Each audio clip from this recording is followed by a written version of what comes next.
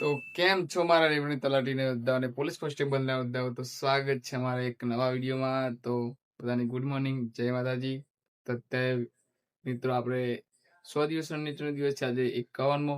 તો આપણે ઘણા દિવસ પછી વિડીયો સ્ટાર્ટ કર્યો છે. અને મિત્રો અત્યારે મેં વિડીયો ઉતારું છું, એ પણ રાત્રે ઉતારું છું. દિવસભર આપણે ઇતિહાસમાં રિવિઝન કર્યું છે, એનું જ રિવિઝન કર્યું છે. તો આપણા દિવસ હવે ટૂંકા છે, તો 4 થી 5 દિવસ બાકી છે. તો આપણે રોજનો એક દિવસ એવો ફાળવ્યો છે કે રોજે એક દિવસમાં સંપૂર્ણ ઇતિહાસ, સંપૂર્ણ ભૂગોળ, સંપૂર્ણ સાંસ્કૃતિક વારસો, બંધારણ એવી રીતે આપણે ગેપ પડેલા છે. તો અત્યારે પણ વિડીયો રાત્રે ઉતારું છું અને એન્ડિંગમાં રાત્રે જ આપીશ, કારણ કે અત્યારે વાગીએ છે 8 રાતના. તો આપણે ઘણા દિવસોથી આપણે વિડીયો નહોતો મૂક્યો અને 2-3 મિત્રોની એવી પણ કમેન્ટ આવી હતી કે વિડીયો બંધ કરી દીધા. ના, વિડીયો બંધ નહોતા કર્યા. આપણે આઈટીની એક્ઝામ ચાલતી હતી, તેમાં પ્રેક્ટિકલની બાકી છે, પણ એ તો વાંધો નહીં. આપણે હવે વાંચવાનું જ છે, ખાલી પ્રેક્ટિકલ જ બાકી છે. બીજું બધું તો આપણે પતી ગયું, થિયરીની એક્ઝામ. તો હવે ટેન્શન નહીં, એટલે ઝડપથી આપણે ક્વિક રિવિઝન કરીશું અને આપણું 70% જો સિલેબસ કવર થયો છે એટલું જ આપણે વાંચવાના છીએ. અને બીજું પૂછાશે તો આપણે ઈ કરી દઈશું. જે નથી વાંચ્યું એમાં પૂછાશે પ્રશ્ન તો એ આપણે ઈ કરી દઈશું. તો આજે તમને ખાલી ઇતિહાસનું જ બતાવીશું કે ઇતિહાસમાં મેં કયું સંપૂર્ણ રિવિઝન કર્યું એ વિશેની માહિતી બતાવીશું. તો વિડીયો સાથે તમે કન્ટિન્યુ રહેજો. તો આપણે આજે ધોરણ 11ની બુક છે, જે ઇતિહાસની છે, એ વાંચીશું. અને એના સિવાય મેં પણ ઇતિહાસ લખેલો છે, જે 2023ની એક્ઝામ તલાટી વખત હતી. એ વખત મેં તૈયારી ઓછી કરી હતી, પરંતુ હું યુટ્યુબમાં જોઈને લેક્ચર અટેમ્પ કરતો હતો અને એ પણ નોટ્સ બનાવેલી છે. તો એ પણ તમને બતાવીશું. તો વિડીયો સાથે કન્ટિન્યુ રહેજો. તો આજે આપણે ખાલી એટલું ઇતિહાસનું જોઈશું. તો વિડીયો સાથે કન્ટિન્યુ.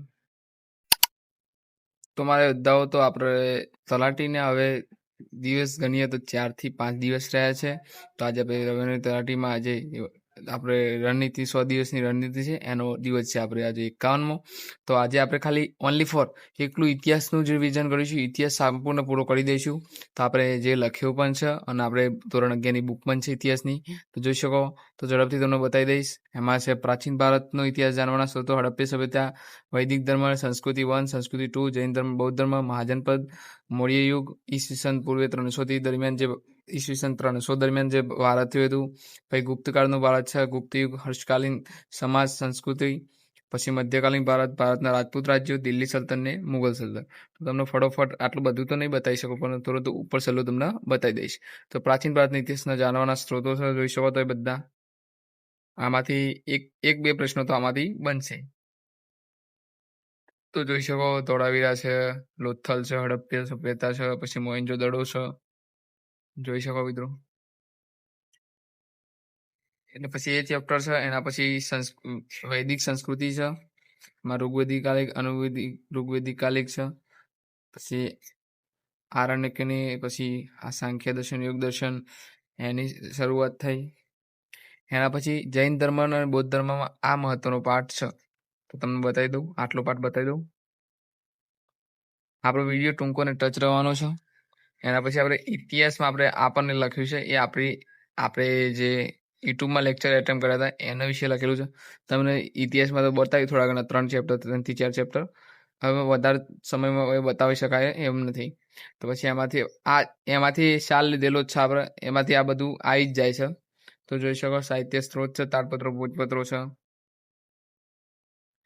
પછી મહત્વની વાતો છે, પછી ઇતિહાસના જાણવાના સ્ત્રોતો, સાધનો છે, કઈ ઇતિહાસને કેવી રીતે જાણી શકાય. એના પછી એ બ્રાહ્મણ મુજબ ભારતના 5 ભાગ હતા. કયા કયા 5 ભાગ હતા એ પણ દર્શાવવામાં આવે છે. ઉપનિષદની વાત છે, ધર્મશાસ્ત્રની વાત છે, સ્મૃતિઓની વાત છે. એના પછી એના રચનાકાર કેવી રીતે થઈ એની વાત છે. પછી બૌદ્ધ સાહિત્ય. એના પછી જૈન સાહિત્ય છે મિત્રો, અગાઉ પણ તમને બતાવી જ છે. રામાયણની વાત છે, મહાભારતની વાત છે. એના પછી સિંધુ સભ્યતા આવશે. સિંધુ સભ્યતાની શોધ કેવી રીતે થઈ, એનો ઉદ્ભવ કેવી રીતે થયો, એનો સંશોધન કાર્ય કેવી રીતે થયા, કેવી રીતે સ્તરો મળે એ વિશેની માહિતી છે મિત્રો.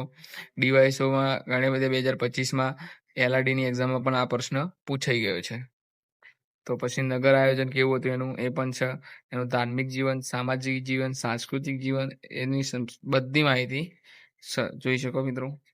પછી વૈદિક સંસ્કૃતિ, જે રીતે આપણું સિલેબસ છે એ પ્રમાણે જ મેં પહેલાથી લખેલું છે, જે વખત 2023ની તલાટીની એક્ઝામ આવી હતી તે વખતની. પછી જૈન ધર્મ છે, ભાઈ મહાવીર સ્વામી છે, એના પછી ગૌતમ બુદ્ધ વિશે છે.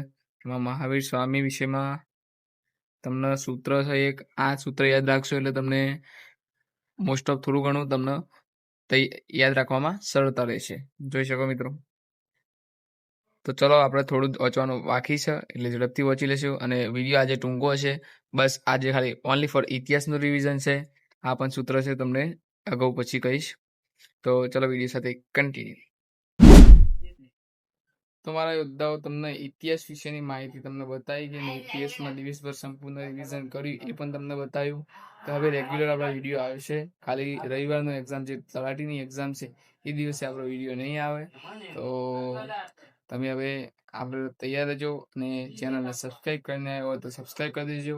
અને નવા આવ્યા હોય તો બધાને શેર પણ કરજો વિડીયોને.